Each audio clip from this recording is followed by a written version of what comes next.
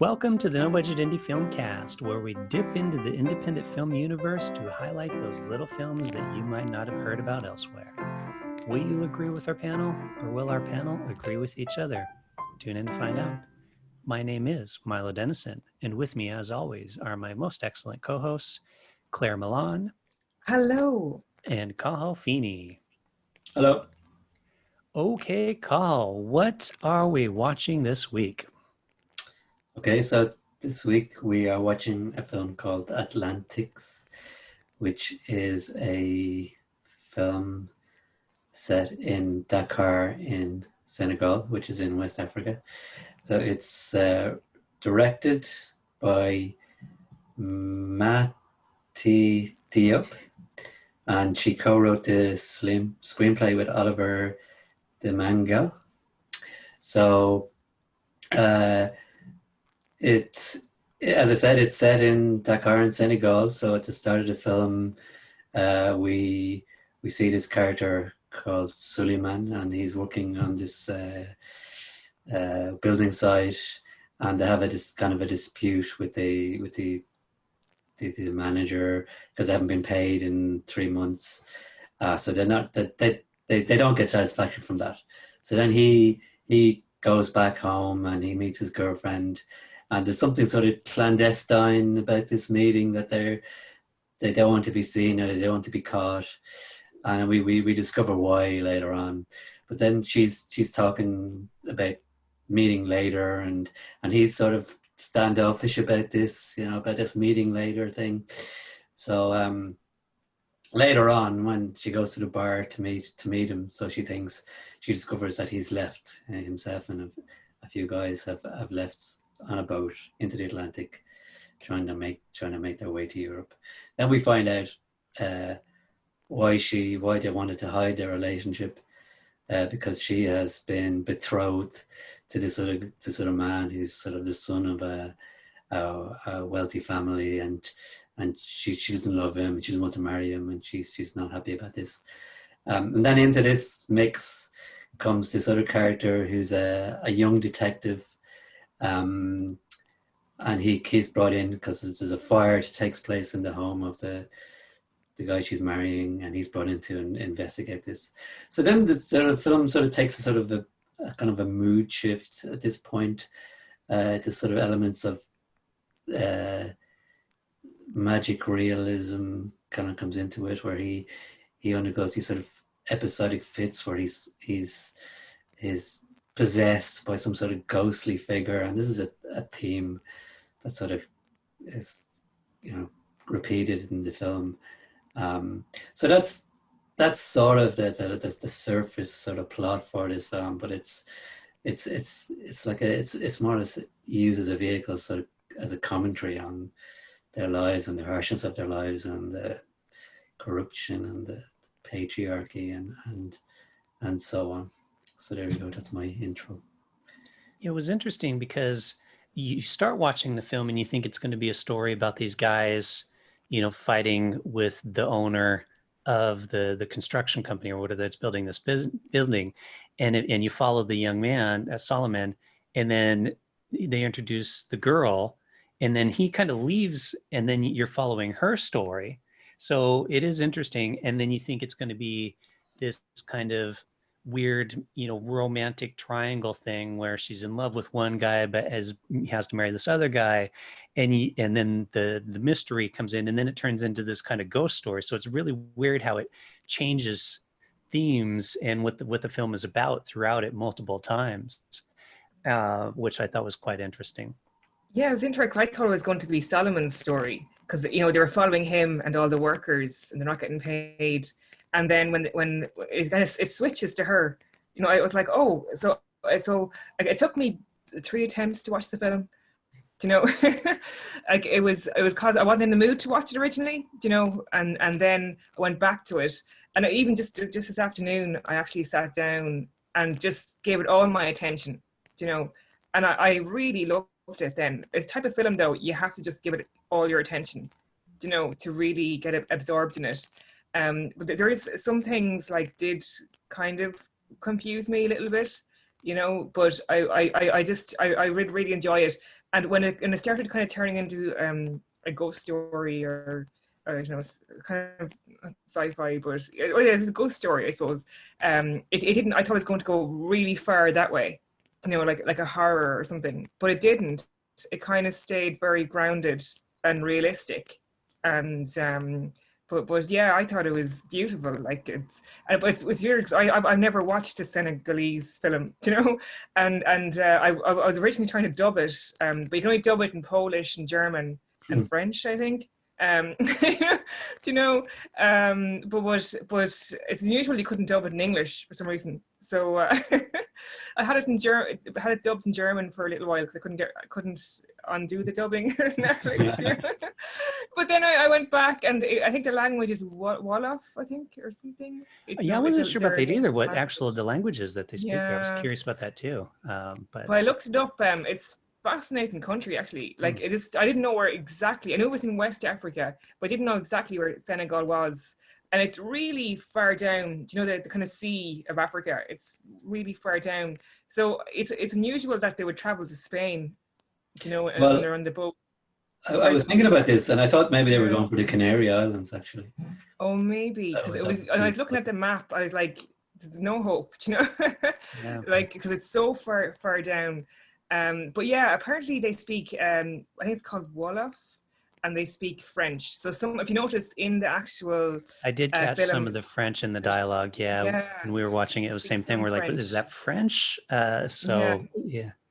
I think the writer-director is French Senegalese, in actual fact. Okay. So and it's I think only 20% of the population speak French or something. So it's yeah, but it was yeah. So I kind of I was getting a little bit confused.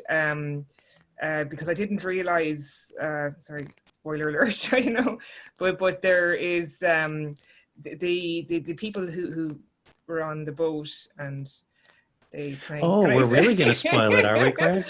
Sorry, maybe not. But then they inhabited the people who were left behind, like their partners, you know. Yeah. And I didn't know that until I read a synopsis afterwards, you know. So it was like, sometimes it was a little bit confusing. And I know when I looked up at the reviews, some people mentioned the pacing was very slow, you know, and they didn't give it brilliant reviews. Other people gave it amazing reviews. But again, I had to sit down and try to watch it 3 times because it is something you have to give your whole attention to. And if you give your whole attention to it, it is a really, really beautiful film, you know, and especially when you watch something with a language you know, I don't know, it's not like some language you've heard before. I've never heard this language. You know, so it was really interesting. Yeah, the pacing you need to be aware of that, because especially at the beginning, because you're not invested in the film at all, and there's an opening shot with the guy in the back of a truck when they're leaving the work site, and just all the guys are driving back into town and they're just kind of hanging out and stuff, and it's just this long, slow scene with nothing happening that goes on forever. And this is right in the beginning of the film. So I can see how it would turn people off of wanting to watch the rest of the film. Mm-hmm. Yeah, exactly. That was hard to get past. And it was kind of weird because I went back and watched the start of it again, just out of curiosity. And geez, that is so long. There's one sequence and you're kind of thinking, okay, it'll cut now to something else. I'll hang in there, you know. And it just goes on and on and on. But I know with the symbolism of it, they're looking at the oceans, but it was so long. Again, that's why I had to stop it. I said, listen, I'll go back. And then I started it. I fast forwarded a little bit, then started it. Yeah. And then when I got into it, that's why I went back and watched the start, you know. But yeah, stick at it because it is a really beautiful film. And it's a country that most of us probably know nothing about, you know. Well, that's what I liked about it, because it does give you a kind of a window into this society. And it did win the Grand Jury Prize in Cannes, in actual fact. It did. I think was it this year? It was last 2019. It won the Grand Prix, and she was the first Black woman to direct a film featured in Cannes. All right. So the Matty Diop, very weird pronunciation, but it's but it was kind of weird because I didn't expect the young girl to be marrying someone like that, like so rich. Do you know what I mean? That she looked very young, and that kind of threw me a little bit Because she's from poverty, and then why was she marrying someone really rich? I kind of Like, was what wondering was that too, because you would think exchange? he would be Yeah, wanting to marry somebody else with money, versus yeah. somebody that doesn't have money. So it was like, And it's weird. what was the advantage to him in Yeah. this marriage? Because clearly they didn't care about each other. So Well, what I was No. think I'm not sure about this, Mm. but I think they might be able to have multiple wives. Yeah. Yeah, I did get Oh, that because the okay. one girl was saying, I hope he picks Mhm. me for a second wife or something like that. It's kind of a cultural thing then, that No, because it is, is it? I know it's mostly a Muslim country, and it's it shows like the kind of I think there's kind of mysticism a little bit. There's the spirits and that Oh, kind I of know. element. But yeah, I thought that threw me a little bit. But if they have multiple wives, maybe. But even at that, it's just very strange because she looks really young and she's really poor. Mhm. Even if he could probably choose anyone because he's from a really rich background. I just didn't well, I mean, didn't. maybe like he is wealthy, Mm, independently wealthy, or he's yeah, inherited, so he doesn't need to yeah, marry into money. He no. can do it for But other reasons. it's funny because even at that, there seemed to be no love between them, either of them. Do That's you that know? was the No, I thing. mean If he Yeah. doesn't love he her, did. he's not getting a dowry out of it. So Mm, what's he get out of it? I mean, yeah. Like there's he did probably seem very cold and Mhm. detached. Yeah. Uh, Mm, so he did seem to have no empathy or warmth, and maybe no. that was just the way that the character was written to kind of Mm, emphasize that sort of that difference.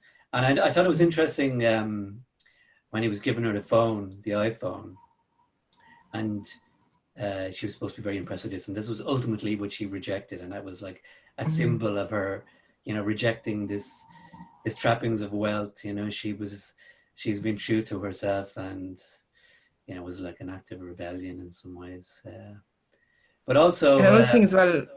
so another like the film was Mm, called Atlantics. I don't know whether it mm, was plural Atlantic, but the actual Atlantic itself was a sort of a feature in the film because it was it was shown a lot, and it was something that it represented maybe possibility and hope, but also danger. Uh, because obviously you can go out into it, and you can try, you can escape to a new life, think you're escaping to a new life, and like, you know, yeah.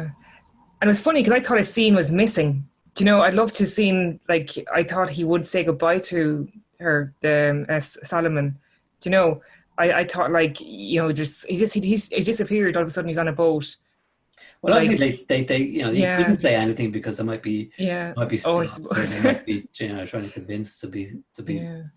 to be But there stopped. was one of my favorite scenes was there was a girl who was on the boat and she kind of told, what's the main actress's character name? Do you know? I don't know. But the character name Yeah, I have written, the it's Ada, Ada. Ada. Ada. Ada. So she was telling Ada about Solomon, and he was in the boat, and do you know what happened? So that was a beautiful scene, and there's beautiful like kind of lighting in it. There was a really nice setup, and the camera as well. It was nearly like a documentary style, some aspects of it. So it's Hmm. interesting. Yeah, and it was a curious mixture of this sort of surrealism and realism, and you're right. Like it was very much rooted in reality. The film. You did feel that that this was. I mean, it was very slow and kind of languorous. The pacing, the plotting, but it did seem very natural too. You did feel like this was a real, true representation of their lives, which was good. And I mean, I liked I talked about the opening scene, and I liked it because it was already kind of interesting. This you were getting a chance to see this world, as you say, you wouldn't be exposed to that often. But it did start off. I think it was going to be one type of film, and then it became something else. And I didn't tip into the horror category. Like for a moment, I thought, okay, this is going to go down the horror route. So that was kind of interesting to like pare it back and make it very real. Do you know? And like there was no big dramatic climax to the film. Do you know? It was just paced like really kind of slow, but in a good way. As long as you get over the first 10 minutes, like 20 I did, minutes. 20 minutes. Yeah. Yeah, it's like you know, it's like, okay, it's earned it then. It earned this because it kind of sets it up, and then you're into the film then. But again, it's a film you have to sit down and give 110% attention to. Mhm. Like it's a really good choice. I'm glad it shows it because it kind of opened my eyes to other stuff that I probably wouldn't see or want to see, you know. So Well, I'm glad you liked it. yeah. I wasn't quite sure. But like it is a kind of a political film too, like in a way, because the topic of corruption, like their lives, just, you know, they had their hopes and dreams like everybody, but that they don't really have full agency over their own lives, you know, because, you know, the guys in the building site, they weren't being paid, and you know, she's in poverty, and she's kind of been pushed into this arranged marriage that she doesn't want, and the sort of the circumstances that would force them to risk their lives to take on this really arduous sea journey. And obviously it's something that's in the news a lot, you know, people in the Mediterranean, you know, dying, risking their lives, and in the English Channel now too. And it sort of, it gives a human, I mean, I don't say humanizing, maybe not the right word, but it gives an individualizes it. You know, you can see the circumstances and sort of the motivation, and you know, behind you know what forces somebody to do something like that, and it could have been done. It's kind of story. It could have been told in a different way, like to make it some sort of more melodramatic. But obviously, this is the way she chose to tell it. I definitely think people should watch this film. You know, stick it out. If you're kind of want an afternoon to sit inside and do nothing and just sink into a film, you know, this I definitely recommend this because on Netflix. I think it's just released on Netflix or very recent enough, but definitely I'd recommend to watch it. Alrighty, so Okay. I'm gonna ask for the ratings this week. You know, I don't give Milo a chance. Okay. So, okay, and I will be first to give my rating. How about Okay, that? go on. So I'm going to go 3 stars. I know we have all spoken very highly of it, but that's what I'm going with.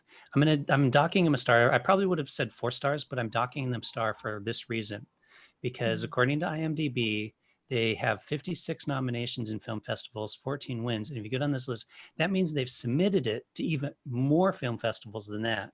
And I don't think any person should submit their film to that many film festivals. And I mean, how much money did they spend on festival entry fees that they could have spent on their cast? So I am docking them a star. So I'm going from 4 stars to 3 stars for submitting their film to who knows how many hundreds of thousands of film festivals. That is but it was a petty reason. Yes, and you know, it's kind of, but the thing is, it was Senegal's entry into the Academy Awards as well. So of course it was. You know, so, but yeah, it's I think it's a hard one, because again, I have to give it 3 goes to actually watch the film, you know. So yeah, maybe I'll give it 3 stars as well. Like I did really, really enjoy it, and I stuck at it. But the pacing is very slow. It was interesting. It did leave a good impression on me. So maybe 3.5 then, because you know it did let me think a lot afterwards. 3.5. Yeah, it's like sometimes if films are hard to watch, that it's more rewarding than when you do. So I'm sort of in the same boat as you, Claire, actually, in that regard. So I will give it 3.5 too. So there we are. There you have it, Filmcast listeners, or I should say Filmcast audience. There you have it, Filmcast audience. We all liked the film, though we didn't highly rate it. We do still think that you should watch it. Just you force yourself through the beginning of the film, and you will be rewarded for it in the end. As always, you can let us know what you think on any of our social media channels, which are at No Budget Show on Instagram, Twitter, and Facebook. You can leave us a review of this podcast on whatever podcast player you're listening to. If you're watching it on YouTube, give us a thumbs up and leave us a comment. And with that, we will say see you next time. Goodbye. Goodbye.